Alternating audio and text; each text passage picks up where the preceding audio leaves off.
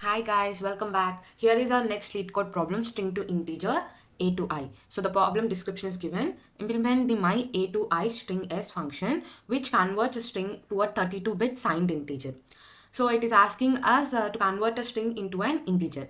So there are some rules given while doing this conversion. So the algorithm for my a to I string s is as follows. So these are the conditions.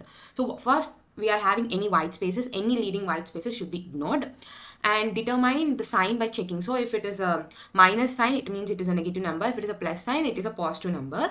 So if there is no sign also, it is a positive number. But when we are having a minus sign, we have to return that minus in our result also.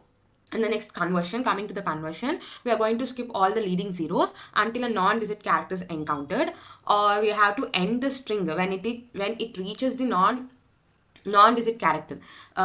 This we'll understand with an example.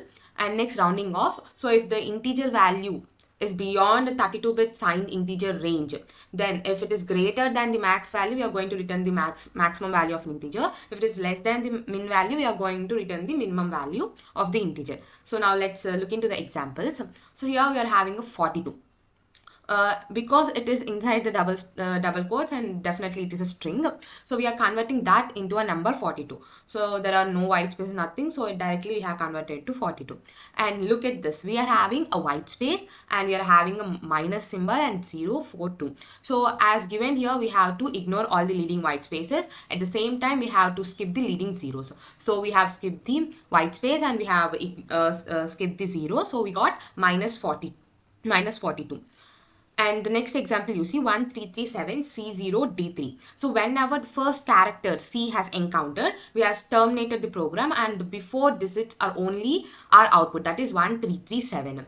Here you have to understand only one thing, how we are going to convert a string into an integer. First we have to know how we are going to represent an integer. Let's say I am taking an example like 235. So generally how we are going to represent this number, it is like 2 into 100 plus 3 into 10 plus 5 into 1, which is like 200 plus 30 plus 5 is nothing but 235. So when we consider it in the form of a string, like 235 is a string. So what I'll be doing, first I'll be traversing it from left to right, and first let us consider some element, like you say result is equivalent to 0. Let us take. So when we encounter the first digit, it's like first we are going to multiply our result with 10 plus I am going to add my first digit like this. That becomes 2. That has become 2. This again I'm storing it back into my result. So when it goes to the next number 3, so what is my result? This is my result. Okay, result into 10 plus my digit. So first the next result is my result is 2. So it is like 2 into 10 plus what's my digit? It's 3. So plus 3, that is equivalent to 23. And at last what's my result? 23 into 10 plus my digit is, then my next digit is 5. So it has become 235. This is the exact implementation what we are going to use in our code. But the thing we have to be careful is we have to look into all the constraints that are given in the algorithm. Like there are many conditions that we have to ignore the white spaces, we have to skip zeros, we have to check for the signed and unsigned integer, we have to check for the min and maximum values of an integer. So all these things will also be included along with this logic. The main logic how we are going to convert a string into an integer is here. Now let's implement it in the code. Okay, now let's put our logic into the code. So first I am going to trim my string just to remove the white spaces. So that makes me easy to remove the white spaces. So I am doing that. And next I am going to check for the condition like is my string is empty or not. So if it is empty, I am just going to return 0. If not, I am just continuing with my process. So if it happens, so I am going to return 0. So next coming, like I'm going to take a character variable, let's say start, where it will be storing the first character of my string. So char at index, that is 0. And I'm going to initialize a sign as 1. So initially I'm taking it as a positive value, so I am taking it as a 1. And I'm also going to initialize my index value to 0.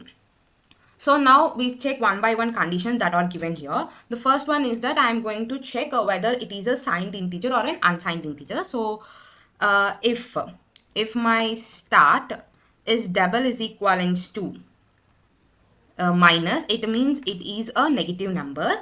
So what I'm doing, I'm going to change my sign value to -1, and my index value also changes to 1. So the first one is a sign, it's representing whether it is plus or minus, right? So I'm changing my index value to 1. In case if sorry, I'm going to write else if my start is having a plus symbol.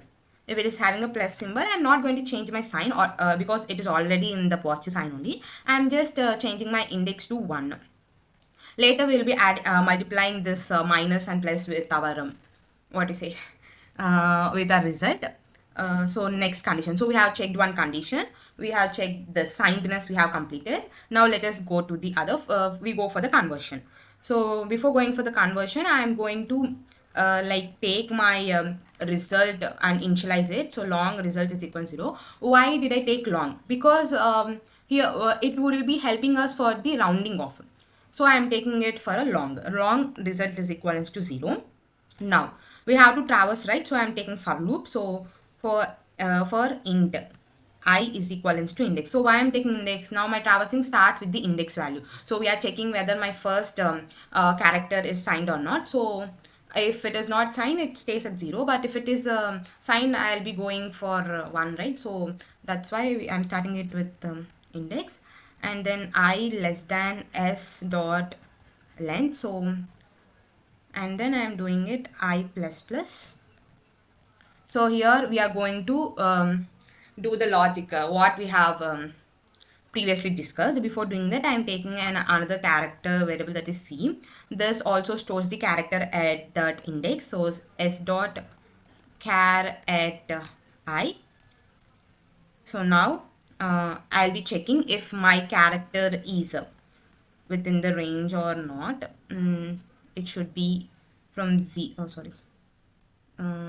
between 0 and 9. So it should be between 0 and 9. You can either include 0 or not, that is up to you, because though we include 0 also, we are multiplying it with 10. However it dissolves into nothing, so we can take it along with 0 also.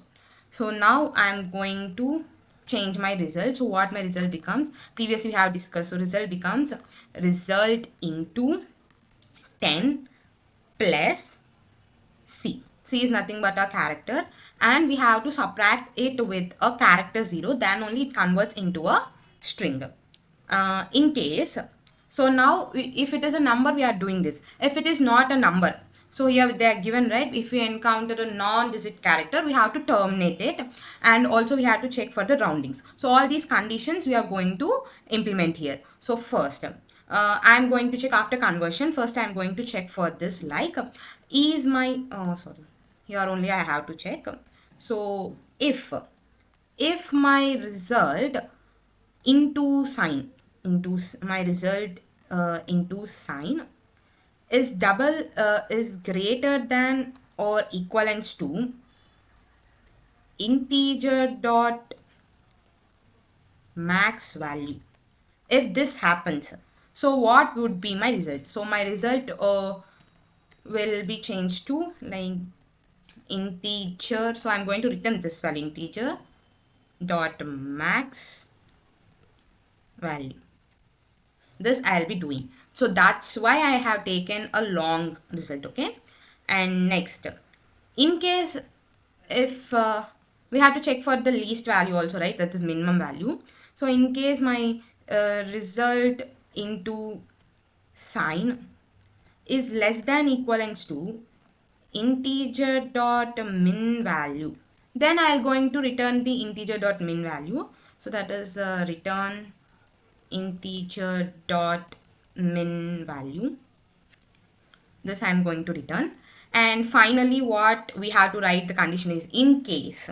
So if it is not a non-digit character, what we have to do? We just simply terminate the program. That I'm writing a break statement, so it just come out of the program and my program gets terminated. And finally, I have to return what I have written. I have to return the result, right? So I have to return integers, so it should be an integer. So explicit type conversion I'm doing, that is the result into sign. Why I'm multiplying it with sign? If in case it is a negative number, it will be multiplied with -1 and we'll be getting that sign also. So see here, -42. So to get that minus, I am going to multiply it with sign. So let's run this program. So I have forgotten to put this. So now let's run this program.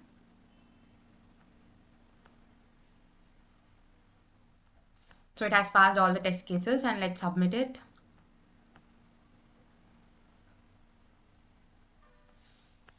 So finally, it has submitted, everything has been accepted.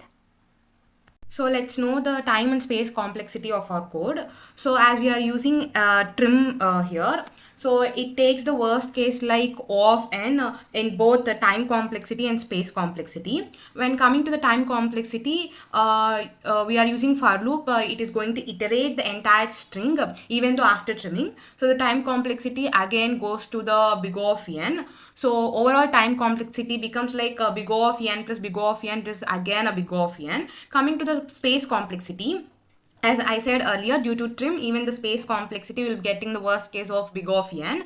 But due to the use of like variables like a sign, index, result, it is just they are constant. So it is taking big O of 1. So at last, it is like a big O of n plus big O of 1. It again results in big O of n. So finally, the time complexity and space complexity of our code is big O of n.